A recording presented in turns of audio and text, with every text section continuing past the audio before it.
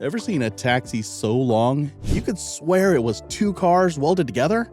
In the 1960s, Checker Motors, the same folks who built the indestructible yellow cabs of New York, looked at their already big marathon taxi and thought, what if we made it way longer? Not just a little stretch. We're talking limo long, bus long. The result was the Checker Aerobus. 8 doors, room for up to 12 people, a wheelbase so stretched you could practically host a parade on it.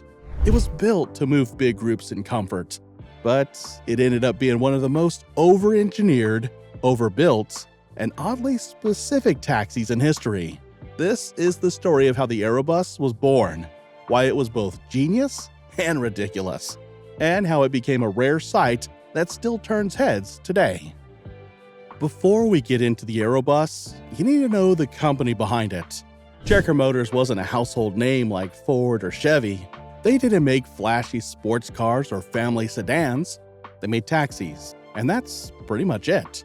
Founded in 1922 in Kalamazoo, Michigan, Checker built a reputation for making tough, no-nonsense cabs that could survive years of abuse in the roughest city streets.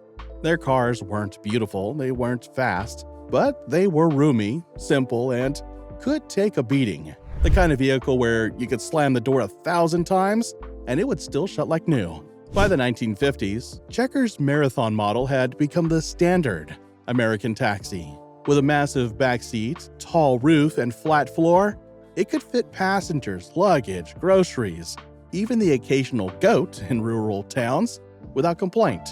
But while Checker ruled the taxi game, they were still a small company compared to the big three. That meant they had to look for opportunities others ignored, and in the late 1950s, they spotted one. Post-war America was flying more than ever. Airports were getting bigger, hotels were sprouting near runways, family vacations to faraway destinations were becoming normal. And with that came a problem: how to get large groups from the airport to their hotels quickly. Today we'd just call a shuttle van, but back then, vans were basically bare metal delivery trucks with no heat, no air, and zero comfort. Not exactly a warm welcome for paying passengers. Checker saw the gap: a people mover that was as tough as their taxis, but big enough to carry twice as many passengers without the noise and discomfort of a converted cargo van. In 1962, Checker unveiled something the taxi world had never seen before: the Aerobus. At first glance, it looked like their familiar marathon taxi, the same squared-off roofline, upright windshield, and I can survive a fender bender with a truck front end. But then, your eyes kept moving, and moving, and moving. Where a normal marathon ended, the Aerobus just kept going. It was like seeing an old friend after they'd suddenly grown a couple of extra feet taller. This wasn't just a marketing gimmick. The Aerobus was designed for serious work. Checker built it in 2 main versions: 6-door, seating up to 9 passengers, and 8-door, seating up to 12 passengers, plus luggage. And when Checker said door, they meant a full-sized, swing-open door for every single row. No sliding van doors, no squeezing past strangers. Just walk up to your door, step in, and sit down. For airports, that was a game changer. In the early 1960s, passenger loading at terminals could be a chaotic mess.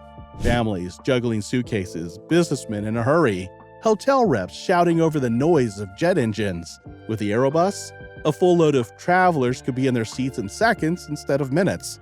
That meant quicker turnarounds, more trips per day, and happier customers. Underneath, Checker had done more than just stretch a marathon. The Aerobus rode on a stretched wheelbase that gave it a stance more like a small bus than a car.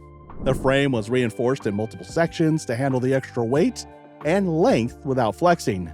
Heavy-duty springs and shocks kept it level even when fully loaded, and the driveline was beefed up to handle the constant stop-and-go punishment of airport and hotel service.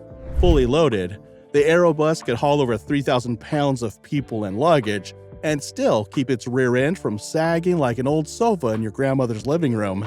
And it wasn't just seen at airports. Early promotional photos showed Aerobuses lined up at New York's JFK, waiting for passengers fresh off Pan Am flights parked outside glamorous Las Vegas hotels with doormen ushering in tourists, and even shuttling celebrities through big city events. In some cities, spotting an Aerobus was almost as iconic as seeing the neon lights of the marquee outside. For Checker, the Aerobus wasn't just a longer taxi, it was a statement. A moving billboard that said, "We can build a vehicle that does a job nobody else can do, and it'll still look like a Checker." From the side, the Aerobus looked strange, like someone had stretched a normal taxi in Photoshop and forgotten to stop. 8 full-sized doors in a row was both impressive and absurd. And traffic, it looked like a centipede rolling down the street. And the length? Up to 27 feet in the 12-passenger model. That's longer than some city buses of the era. One former hotel driver in Miami said, turning an Aerobus onto a narrow side street was like docking a yacht in a swimming pool. If you missed your turn, you didn't just loop around the block. You had to plan a whole new route. Checker's reputation for durability carried over to the Aerobus. It was overbuilt in every sense. Thick steel panels, heavy suspension, and bracing everywhere. Power came from the big inline 6s or small block Chevy V8s, enough muscle to haul a full load, but not enough to be quick. Fully loaded, acceleration was best described as steady. On the highway, it cruised comfortably. In stop-and-go traffic, it felt every pound of its weight. A former Las Vegas hotel guest recalled the ride as smooth but slow. You felt like you were in a parade, just waving at people while creeping down the strip. And then there was the fuel bill. Gas was cheap in the 60s, but the Aerobus still drank like a fish. Airport and hotel operators accepted it because the vehicle earned its keep when full. Half empty, it was a money pit. The Aerobus wasn't built for the everyday taxi job of shuttling one tired commuter home from the train station. Checker knew exactly who they were targeting, and it was a very short list. The first and most obvious customers were airports. In the early 1960s, major hubs like New York's Idlewild, later JFK, Chicago O'Hare, and Los Angeles International were expanding at record speed. Passenger numbers were exploding from about 62 million air travelers in the US in 1960 to over 100 million by the end of the decade. That meant more people arriving at once, many in large tour groups, all needing transport to hotels or convention centers.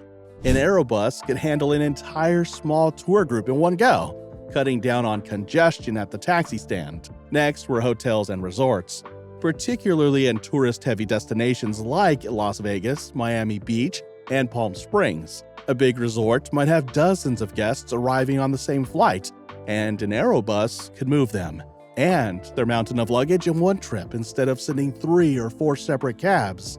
For a high-end property, it also looked impressive. Seeing a shiny 8-door Aerobus pull up outside a casino or beachside hotel made a statement. We're ready for large groups, and we do it in style. Tour companies were another target. In places like Hawaii or Florida, package tours were on the rise, and groups of 10 to 12 tourists often traveled together from the airport to the first sightseeing stop. A regular bus felt too big and impersonal for a small group, while 2 separate cars meant splitting everyone up. The Aerobus hit that sweet spot. Big enough for everyone, small enough to feel like a private ride. Finally, there were a few ambitious big city taxi operators who thought the Aerobus might give them an edge. In theory, you could charge a premium for moving a large group in one vehicle. In practice, this only made sense in cities where large groups were common, like New York during convention season or Chicago when big sporting events were in town. But outside of those hotspots, the Aerobus was a massive overkill. In smaller towns, the average fare was 1 or 2 passengers. Sending a 12-passenger Aerobus for that was like using a dump truck to deliver a pizza. It got the job done, but it was slow, wasteful, and made everyone wonder what you were thinking. Even in big cities, its size could be a drawback. In Manhattan, for example, average taxi trips were less than 2 miles, and streets were already jammed. An Aerobus took up the space of 2 regular cabs and wasn't exactly quick to maneuver in traffic. Unless you were hauling a big group, you were losing money every time you left the curb. The Aerobus's biggest problem? It solved a problem most operators didn't have.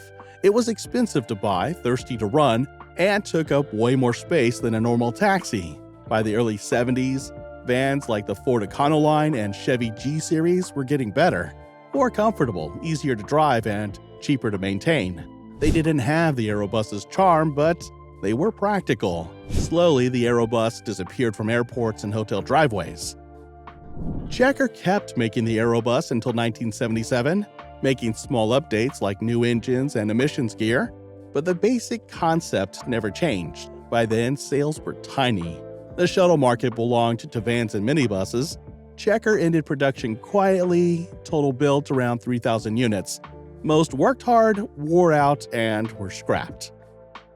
Owning a Checker Aerobus in 2025 is not like owning any other classic car.